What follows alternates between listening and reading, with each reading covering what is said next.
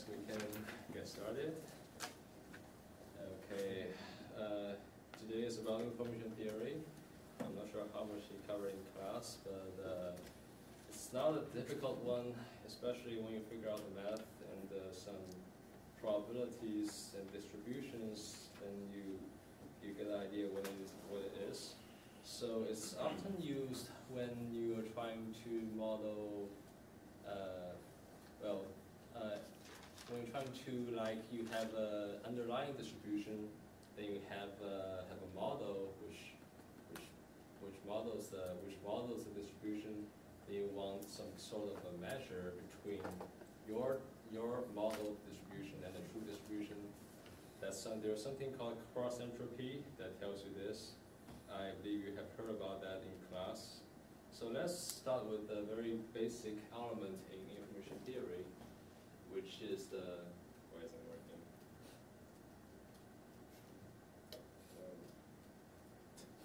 Okay, this is the outline, but I'm not going to follow this strictly. So this slide is from Ronnie. Ronnie is a professor at MLD and LTI. He's a funny old man. Information, it's about, he says not knowledge, that's true. It's more like measuring how surprising you get from a distribution. For example, you have a Bernoulli distribution comparing to a uniform distribution. Which one is more surprising when you draw a sample from it? And you can tell that it's the Bernoulli distribution that is more surprising because you get a 50-50 chance or 40-60 chance that you get one versus the other. But in a uniform distribution, everything is like, sorry, not uniform distribution, but a constant, like there's only one item in there, and with a 100% probability, then it's less surprising versus the Bernoulli distribution. By the way, comparing a Bernoulli distribution with a uniform distribution, then you can probably imagine which one will be more surprising.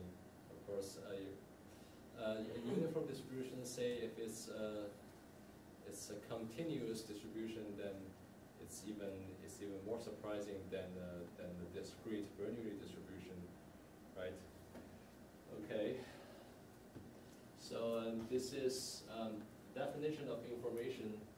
It gets back to the old days when we have some very primitive digital devices. You often heard about like coding informations, right? For example, if I have an array of binary variables, if we have say a binary number of length, maybe 2, then you know that the information that can be encoded is 0, 0, 0, 1, 1, 0, 1, 1, something like that. So that's the number of information that can be encoded. Now we take the log of the inverse of the probability distribution. So this quantifies how much information can be encoded in this probability. But the base is not important and can be log 2 or log 3 or log the natural number. But it's a convention that we assume the base is 2. Yeah, it says that we can think of information as a multiple surprise. So for this one, it's not surprising because this E always gets 1, but this E always gets 0. And it's like if it's a Bernoulli distribution, then something like this. The entropy of this thing is certainly higher than the entropy of this thing. Here's an example about a fair coin and a die roll. You can see the fair coin entropy of tossing a fair coin is lower than the entropy of rolling a die. Of course, we have more options in the die versus a coin. Of course, a fair coin versus an unfair coin, you can probably imagine which one has a higher entropy.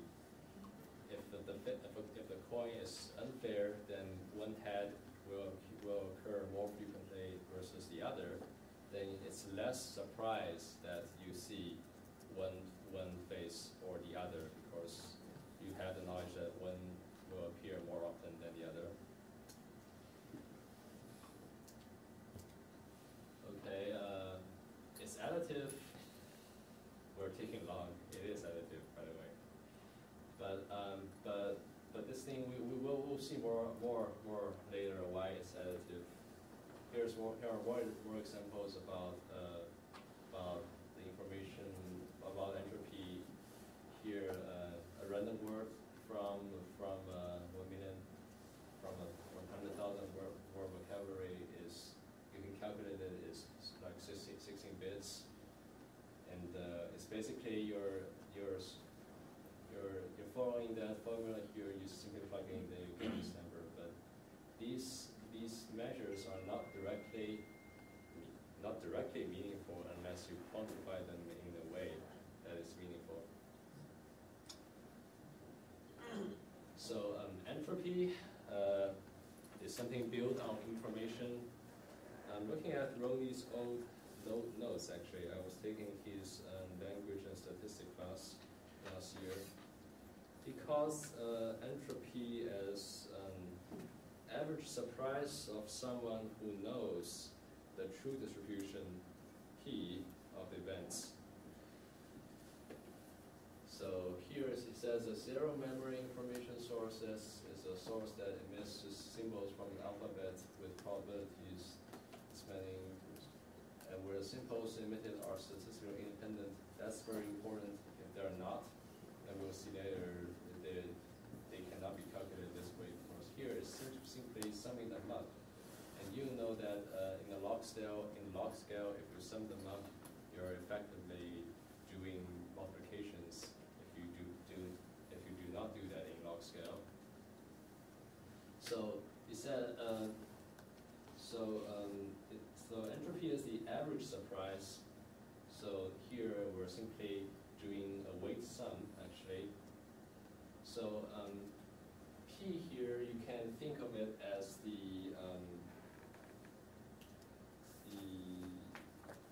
never mind.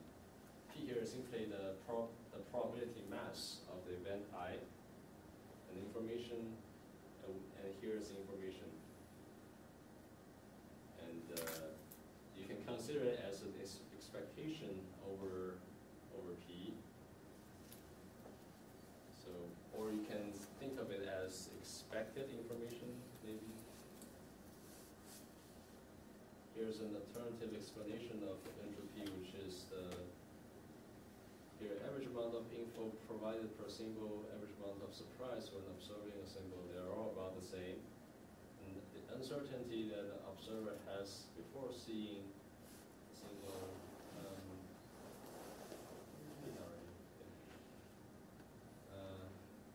By the way, it's called Shannon entropy. It's proposed by Shannon, I think, in the first place. If you Google it on the Wikipedia page, it's often called like Shannon entropy, something like that.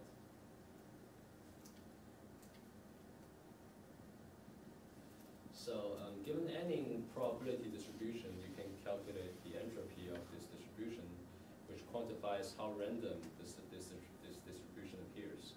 So if it's uniform, then this entropy is higher than if it's a highly skewed distribution. Yeah, the format is still this. The format also can be generalized to continuous distributions. It's simply replacing the sigma into the integration symbol. Here are some properties. This may be interesting. It's non-negative. Of course, we're taking the log scales, by the way, it should not be negative. It's invariant with respect to permutation of its inputs, so it's not assuming orders. So the orders are irrelevant here. We're simply drawing samples independently from the distribution, and we do not care about the orders. May not really hold in practical sense. It's also assuming that every time you draw a sample, you throw it back before you draw in again. Here for any other probability distribution, what is it here?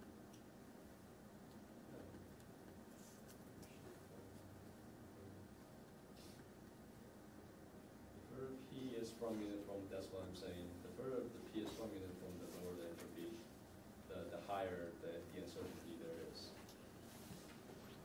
There is a special case. This is just an example of a Bernoulli distribution. Maximum uniform at 0.5 uniform. Drop off quickly, which is simply this plot here, and this is 0.5, where it hits the maximum entropy. Oh, that 20 questions game is a funny one. I'm not sure if you have played that. It's basically like one player think of a thing in his mind, and the guesser simply asks questions and look for clues of that thing in the other one's mind. And until 20 questions, he may get a chance to figure out what that thing is. It's actually quite interesting, because every time you ask a question, you get a binary answer. Then your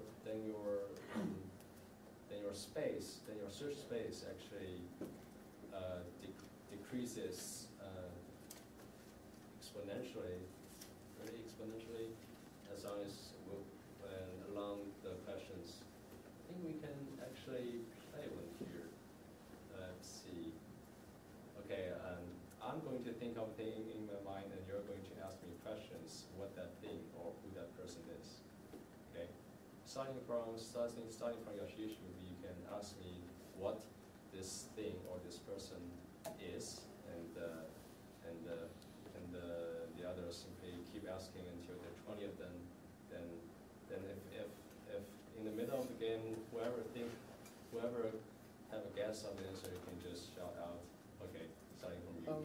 Is this person in CMU?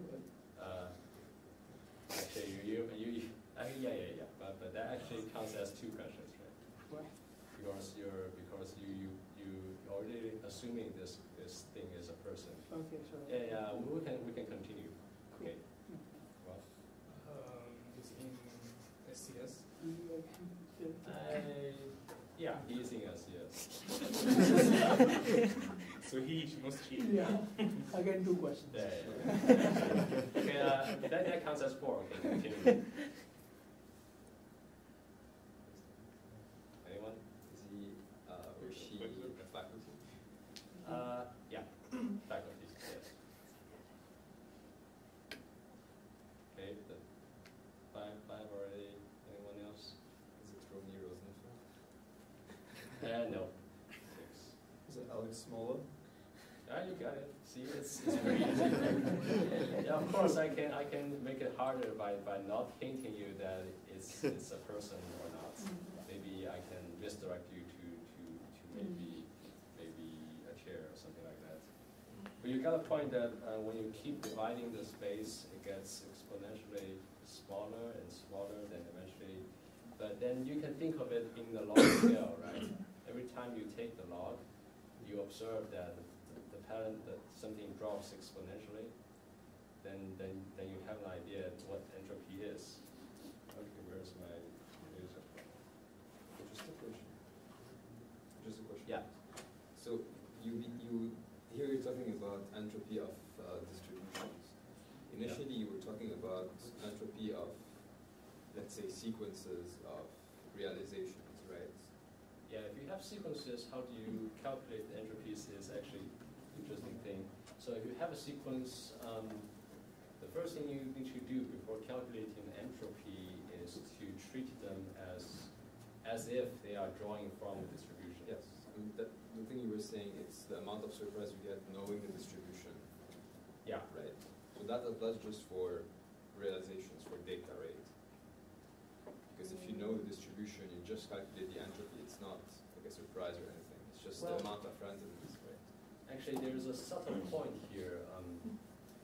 Of course, you can calculate entropy when you know the distribution, but even if you do not know the distribution, as long as you have more samples from it, you can still calculate them you can still take statistics from them by counting them and do some kind of normalization. Then you get an estimated distribution of the true distribution.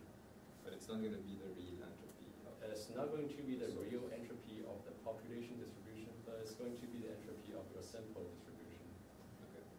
Yeah, it's good to distinguish them out.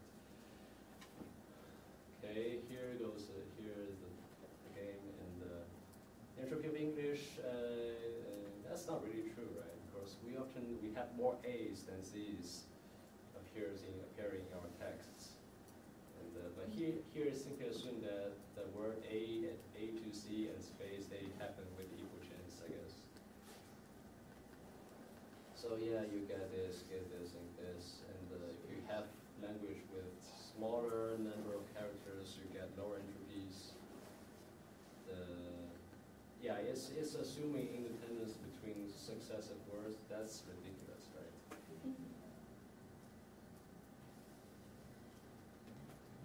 Here it's here's actually a similar example again. I'm not going through this. Okay, joint probability and joint entropy is still the same thing. It's just now our distribution is a joint distribution, which means that there are two events here, and we're interested in how much chance they co-occur. So comparing to this one-dimensional thing, if it's a joint distribution, you can think of something like maybe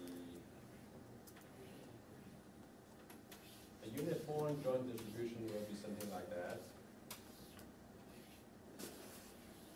They're about the same. Now, if it's more obscure, say if here is darker, and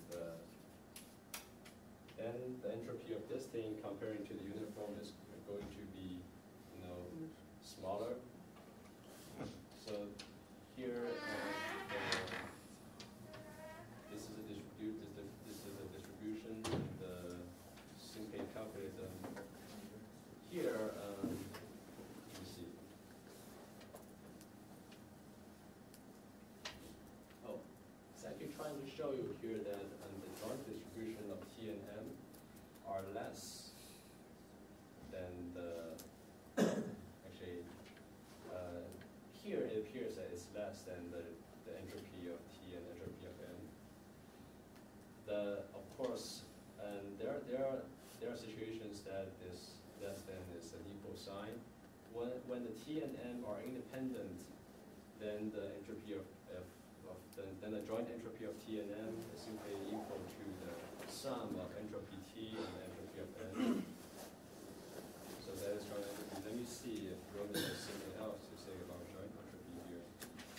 Actually, he covered that later with condition entropy and average condition entropy, but that's just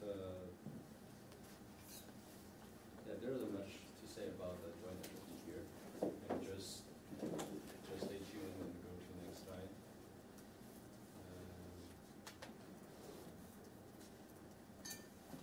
Here's condition entropy. Yeah, it's simply the entropy of a condition distribution. It's still one-dimensional distribution here, but it's a condition distribution. But the calculation, the formula are still the same as if we are just computing the entropy of any distribution. Now here's something that he's trying to induce from here. So notice this quantity here, he's trying to find how much is n telling us on average about T. Notice that the on average here, because entropy is a weighted average thing of information. So we're doing this minus here. So the entropy of T minus the entropy of T given by M. So you can interpret as the surprise of seeing T minus the surprise that you've already seen M than to see T. This tells you how related M to T. But I'll elaborate more on that later. Let's jump to mutual information here, because that's something very, very interesting. We cover crossing. No.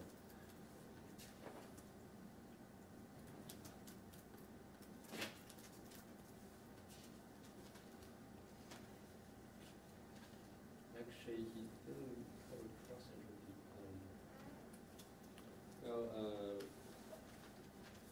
Let's see if I'm going to continue on this or just.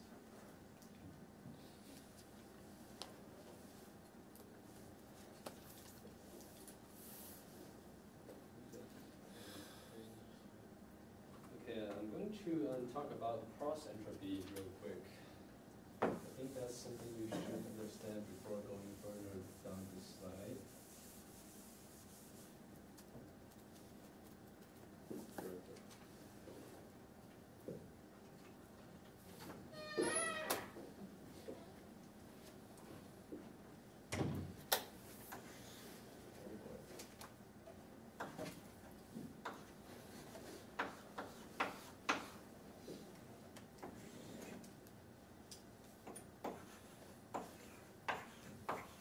Oh, it's too difficult to do this.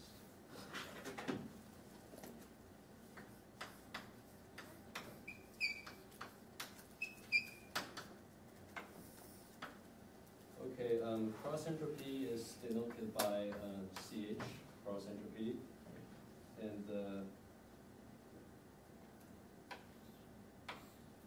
we introduce P sub t is the true distribution, but usually unknown, and P sub m is the model's distribution that we're trying to use P sub m to model P sub t.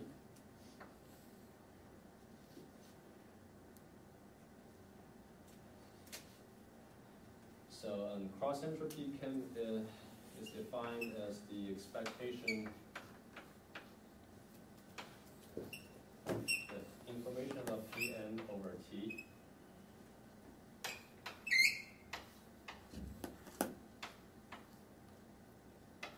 Or expanded in discrete case is just like that.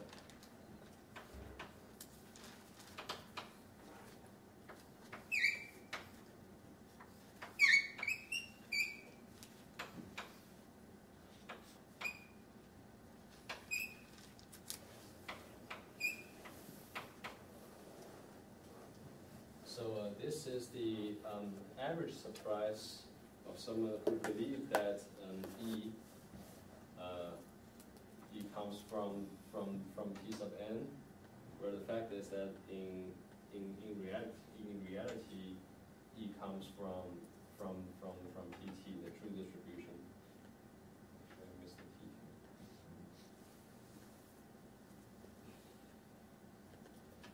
And by the way, the cross entropy of a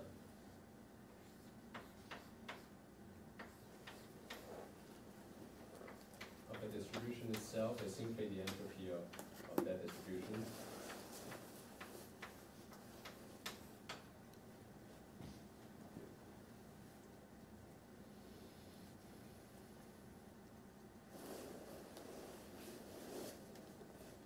By the way, did Alex cover KL divergence in class? KL divergence? You just mentioned it? Mentioned the formula. Okay, I can actually tell you more about KL divergence. It's pretty easy based on cross entropy. I think I'll just go to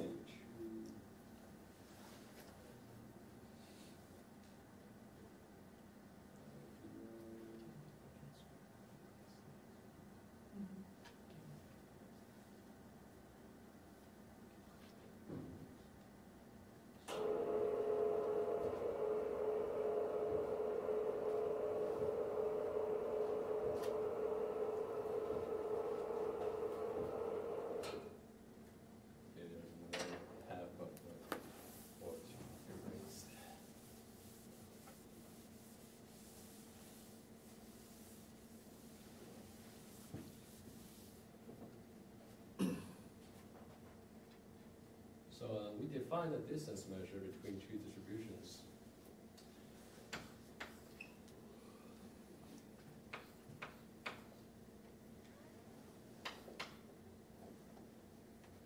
Oh boy.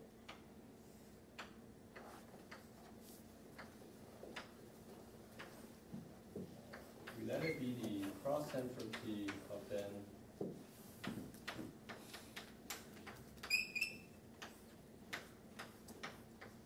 minus the entropy of the first term, that's effectively the KL divergence. If we go further, we see that it's simply the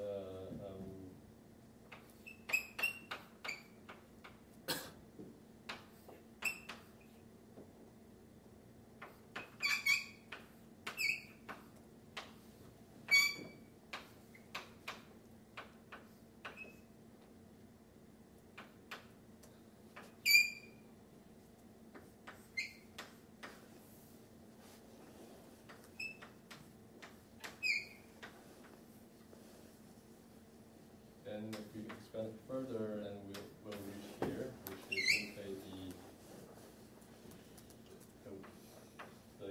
the weighted sum of this value.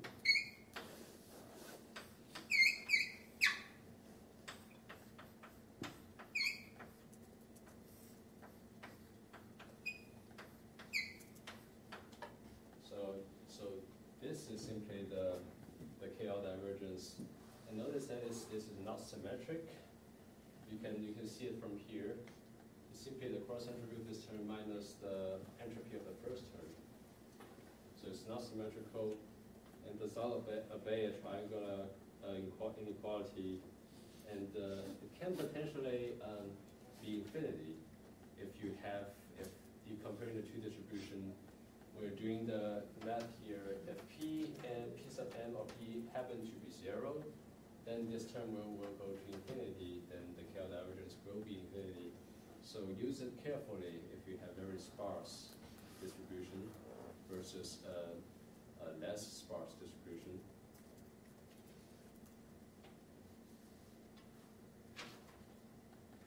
And just want to mention that it has some very decent statistical justification here. So if we look here, if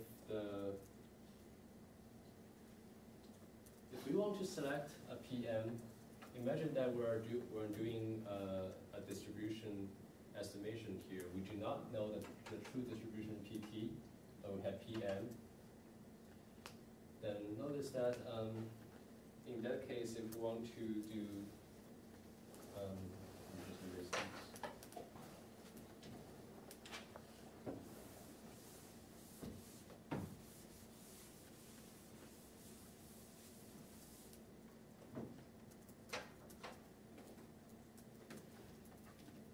So if we want to do PM,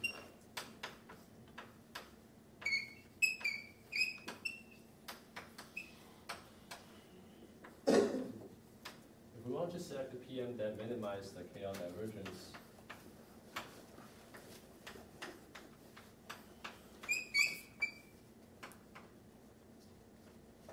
but the thing is that we do not know the true distribution, such that we cannot calculate this directly. This is often the case. If we can calculate that, it's actually no point finding M if we already know the true distribution. But so this quantity here is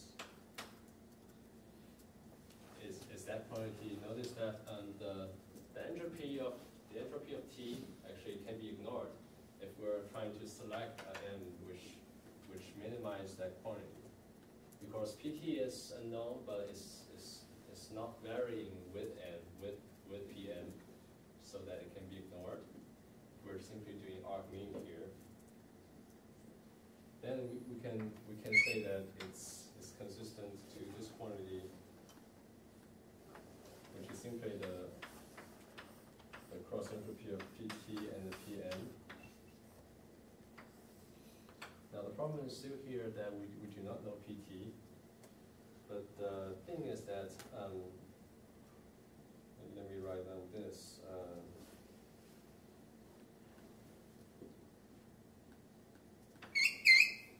Which is the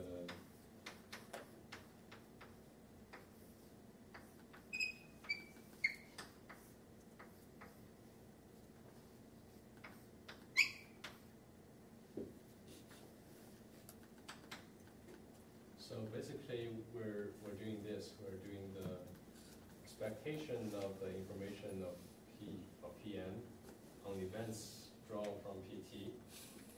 Now, if we assume that events come from the true distribution, then we have this. Then we can say that this quantity will can be approximated by this, which is simply the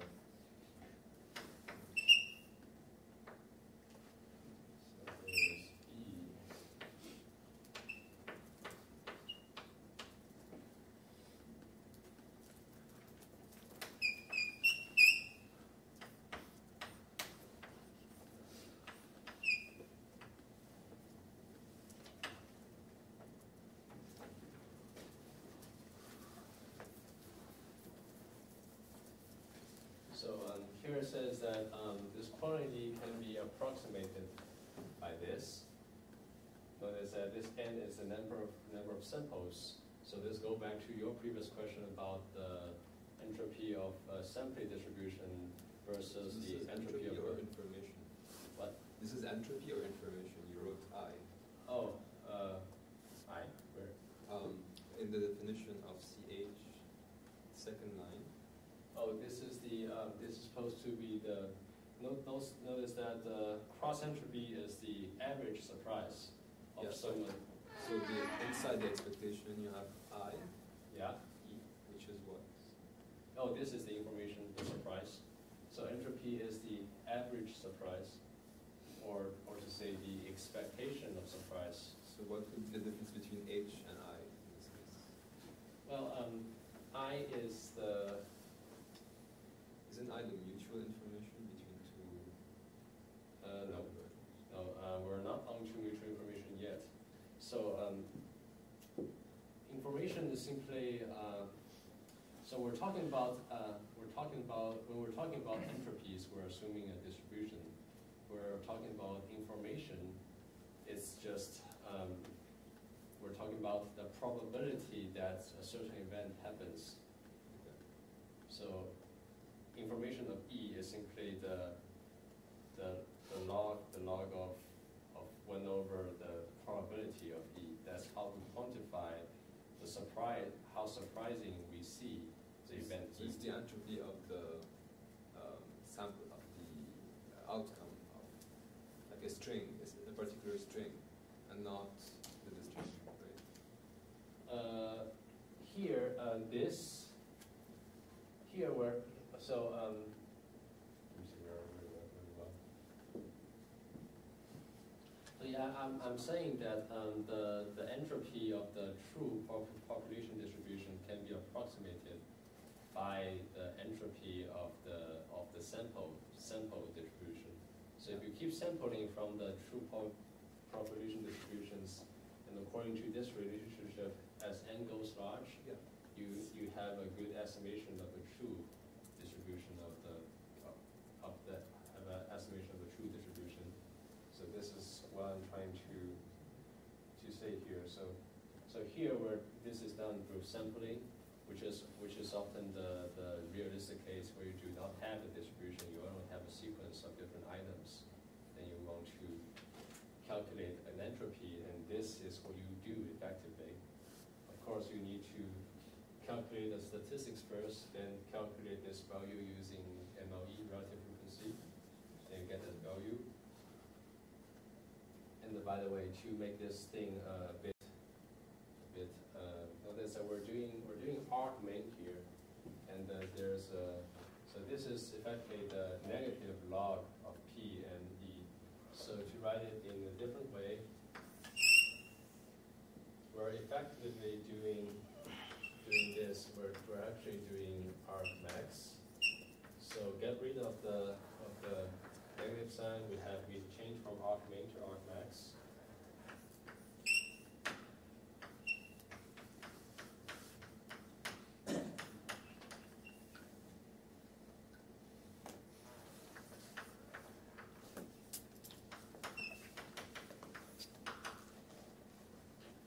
Now, if we want to get rid of the log, what you have here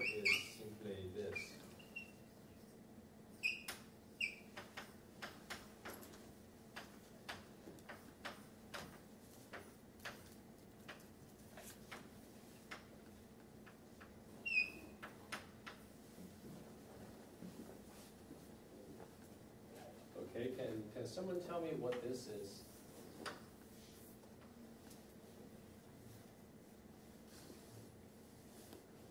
Let's just save time here. This is called the likelihood.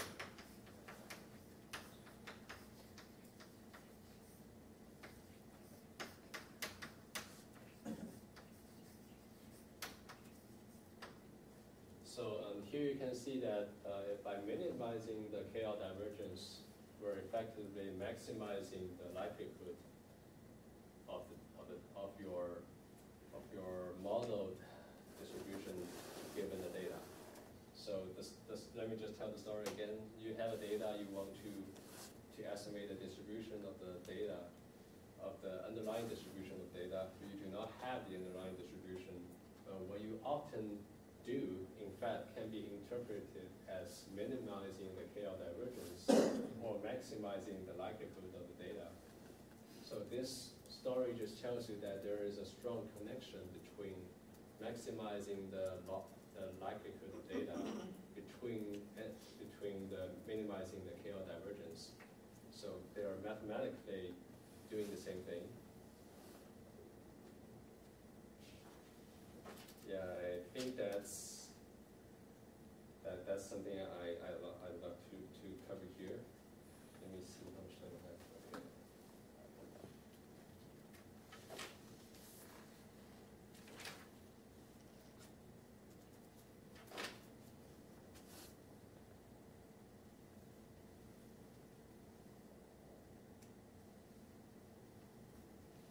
Okay. Okay, let's go back to where we jumped from, the conditional entropy, because there was a slide which was trying to give you a visualization of that, but it didn't show up.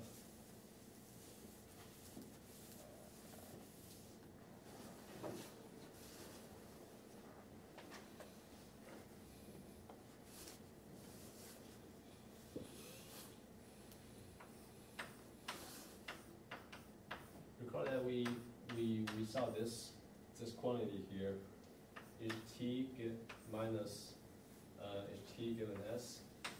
It's the entropy of t minus the entropy of the conditional entropy of t given s. So this quantity is defined as the mutual information t.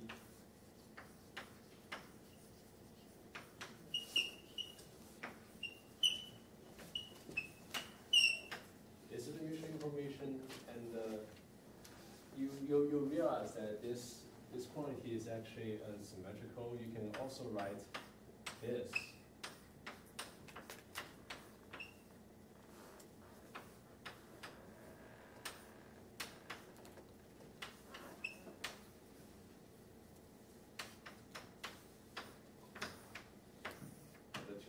But the two quantities are the same.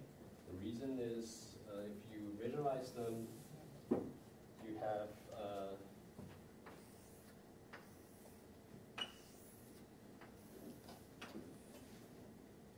this is S, this is T, and this part is simply mutual information, and this part is simply the conditional entropy ht given hs given t, and here the same. This is the conditional entropy ht given s. So this is what that slide was trying to visualize. And interestingly, if you calculate the mutual information, you'll find that there's another connection with KL divergence. That's why I was trying to cover that earlier.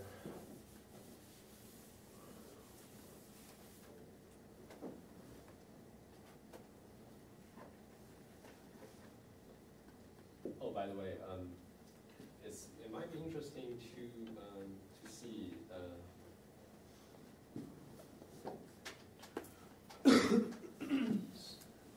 the relationship between the conditional entropy and the entropy of the same function. So if we compare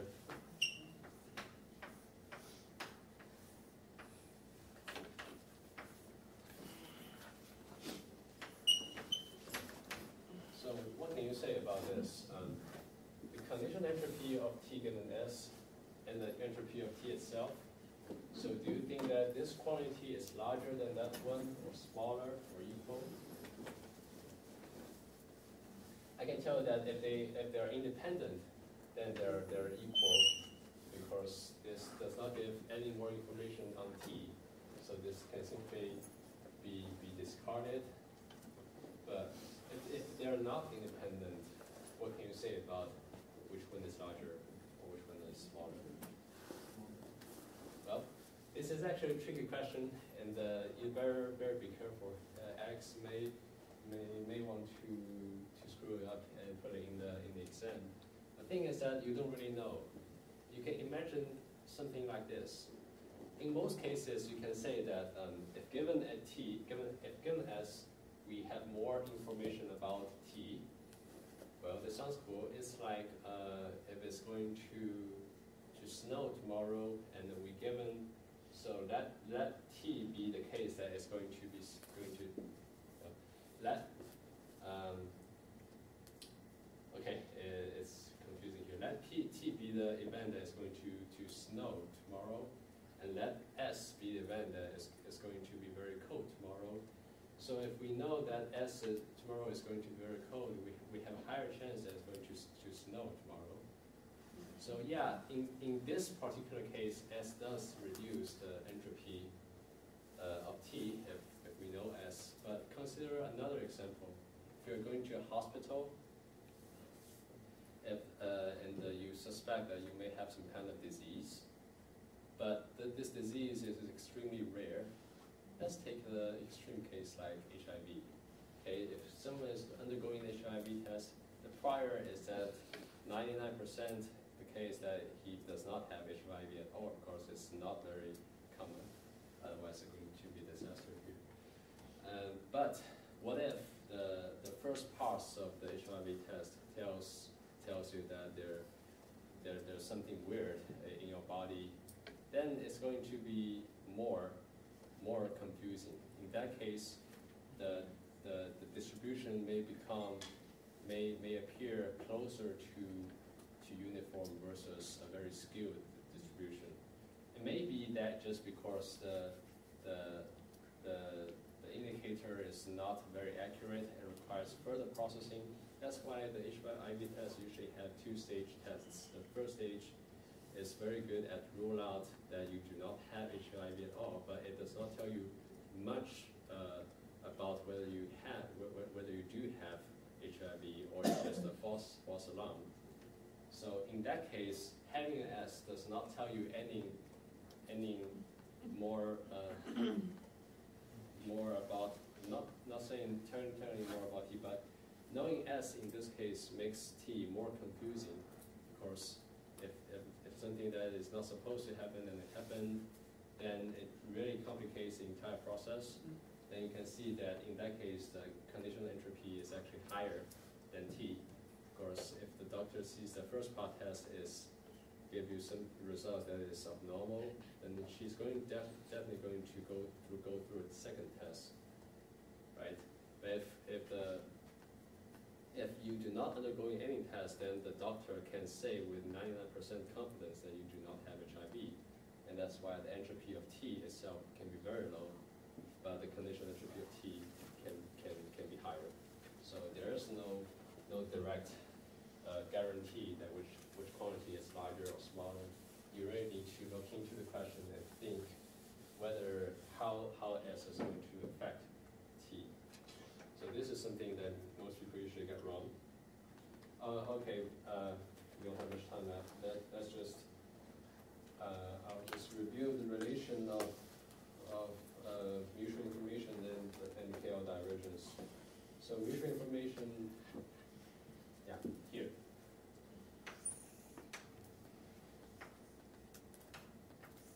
So it's going to be the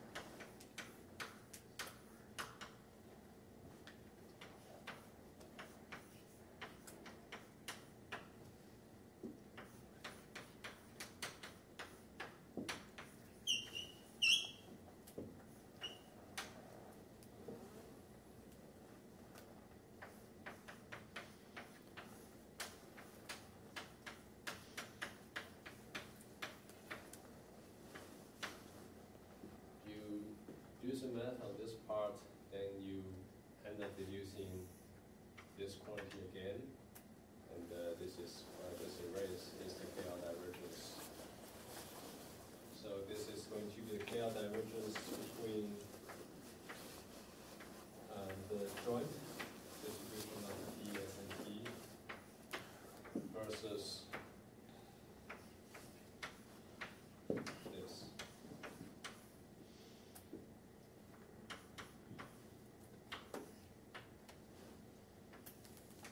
So this is what mutual information is really about.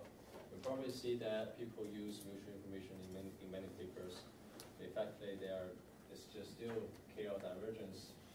So yeah, of course, this is really a tool that people uses all the time for comparing two distributions. And the Alex cover EM yet? No. And you may want to pay attention later when Alex talked about Gaussian mixture model and introduce the concept of EM.